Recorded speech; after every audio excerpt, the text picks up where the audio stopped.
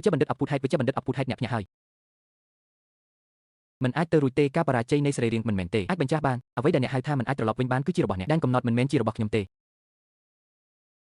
អរគុណតាអ្នកចង់បានតម្លៃប៉ុន្មានសម្រាប់ការពិគ្រោះយោបល់លេខមិនចាំបាច់ទេជំងឺរបស់ឪពុកអ្នកមិនទាន់ជាសះស្បើយទាំងស្រុងនៅឡើយទេខ្ញុំនឹងចេញវិជ្ជាបញ្ជីរូបមុនមួយយប់7វានឹងជាសះស្បើយក្នុងរយៈពេល1ថ្ងៃតើអ្នកជានរណាឲ្យប្រាកដអ្នកដើរឆ្លងកាត់ម្នាក់ចាំបន្តិចសិនអ្នកបានជួយសង្គ្រោះខ្ញុំ2ដងរហូតដល់ទុកពេលឲ្យខ្ញុំពីរំសង្ឃាអ្នកនៅអាហារយើងនឹងជួបគ្នាម្ដងទៀតប្រសិនបើវាសនាអនុញ្ញាតជំងឺរបស់ Shen Yu ត្រូវបានព្យាបាលជាសះស្បើយតើអ្នកណាបានព្យាបាលគាត់ថ្ងៃនេះជាថ្ងៃដែលខ្ញុំបានជួយសង្គ្រោះ Shen នៅក្នុងរោគឃើញសេចក្តីរីករាយក្នុងភាព20នាទីបន្ទាប់ពីចូលទៅក្នុងផ្ទះរបស់គ្រូសាអង្គុយចុះពីលើគ្រែពួកគេបានមកដល់ហើយ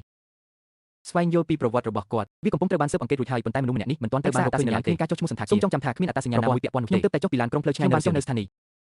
គ្រូសាសិនគឺជាគោលដៅនៃផែនការ3ឆ្នាំរបស់ខ្ញុំនោះសិនជីកំពុងមានជំងឺធ្ងន់ធ្ងរហើយគ្រូសាសិនក៏បានឆ្លៀតឱកាសទិញយកក្រុមហ៊ុននេះរៀបការជាមួយ Shen បន្ទាប់មកគ្រូសា Shen បានក្លាយជាផ្នែកមួយនៃគ្រូសាយ៉ាវនៅក្នុងអ្វីឥឡូវនេះស្ថិតក្នុងភាពច្របូកច្របល់ខ្ញុំបានខ្ចីមនុស្សទាំងនោះពីភាគខាងជើងនៃទីក្រុងដើម្បីស្វែងរកនរណាម្នាក់ដែលអាចប្រយុទ្ធមនុស្សបង្រៀនមេរៀនដល់ពួកគេគាត់បានកាប់សត្វក្អែកមួយក្បាលចោលហើយខ្ញុំអនុញ្ញាតឲ្យ Black Shark យកមនុស្ស5នាក់ទៅជាមួយគាត់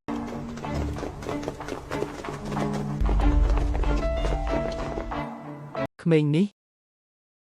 មានអ្វីមួយកើតឡើងមាននរណាម្នាក់បានបង់ប្រាក់ឲ្យយើងដើម្បីផ្ញើសារតើការវិលត្រឡប់មកវិញនេះមកពីណាបន្ទាប់ពីចាក់ចេញពីចឹងបើមិនដូច្នោះទេតើអ្នកណាជាអ្នកចាត់អ្នកមកតោះចាប់ផ្ដើម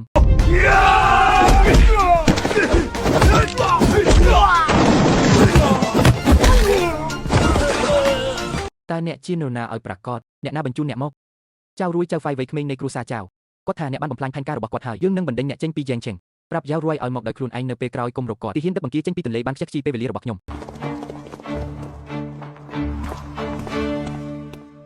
ជីងហ៊ួនតើអ្នកបានរកឃើញគាត់ហើយឬនៅគ្មានសន្តាគារនិងផ្ទះសំណាក់ណាមួយបានចុះបញ្ជីអ្នកចាក់ចេញទេចំណាំសារចេងនឹងមិនតើគាត់នឹងចាក់និយាយយ៉ាងពួកគេនឹងជួបគ្នាម្ដងទៀតប្រសិនបើវាសនាអនុញ្ញាតចៅរួយបានមកដល់ហើយបើខ្ញុំត្រូវការសម្រាប់ហើយវាមិនស្រួលសម្រាប់ខ្ញុំក្នុងការជួបគាត់ទេអតិថិជនសិនឈីងហ៊ួនអ្នកដឹងពីអារម្មណ៍របស់ខ្ញុំបើអ្នកយល់ព្រមរៀបការជាមួយខ្ញុំគ្រូសាយ៉ាវអាចជួយគ្រូសា Shen ឆ្លងកាត់គ្រាលំបាកក្មេងកំណាចស្រុកនោះជាអ្នកប្រយុទ្ធដ៏ល្អម្នាក់តើវាសម្រាប់អ្វីរឿងនេះពឹងផ្អែកលើលុយកាក់និងអំណាចបរិះដែលយើងបានបញ្ជូនទៅកាលពីយប់មិញត្រូវបានគេវិនិយោគ6នាក់ទាំងអស់បានដួលសន្លប់ក្នុងរយៈពេល3វិនាទីមិនមែនជាលុយថោកធម្មតាទេតើអ្នកមានអ្វីដែលមានអំណាចខ្លាំងជាងនេះហើយបងប្រុសច្បងរបស់ខ្ញុំឈ្មោះ Chen Bi Chuan យើងបានឆ្លងកាត់គេហើយប៉ុន្តែតម្លៃខុសប៉ុន្មាន2លានមិនអីទេប៉ុន្តែខ្ញុំមានសំណើមួយខ្ញុំចង់ឲ្យគាត់នៅចំពោះមុខ Shen King លោកជង្គង់ចុះលោកយ៉ាវចំណងចំណូលចិត្តរបស់អ្នកកាន់តែច្រើនឡើងនោះជាការបង្ខូចកេរ្តិ៍ឈ្មោះកូនឲ្យចាំរហូតដល់កូនលុតជង្គង់ចុះសិនពុកខ្ញុំនឹងរងចាំមើលថាតើ Shen King ប្រព្រឹត្តចំពោះអ្នកយ៉ាងណាធ្វើជាវីរបុរស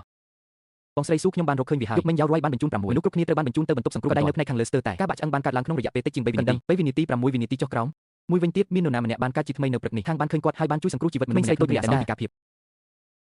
តើពុករបស់អ្នកមានអារម្មណ៍ធូរស្រាលទេបន្ទាប់ពីលេបថ្នាំរួចគាត់ក៏អាចក្រោកពីគ្រែបានខ្ញុំចង់ថ្លែងអំណរគុណអ្នកជាផ្លូវការតើខ្ញុំអាចជូនអ្នកញ៉ាំអាហារបានទេ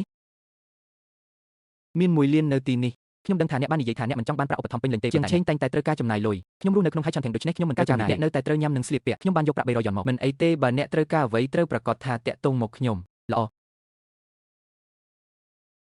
តើជំនាញកុងហ្វូរបស់អ្នកនៅណាសិក្សាមាននរណាម្នាក់បានមកដល់ភ្នំធានជូហើយ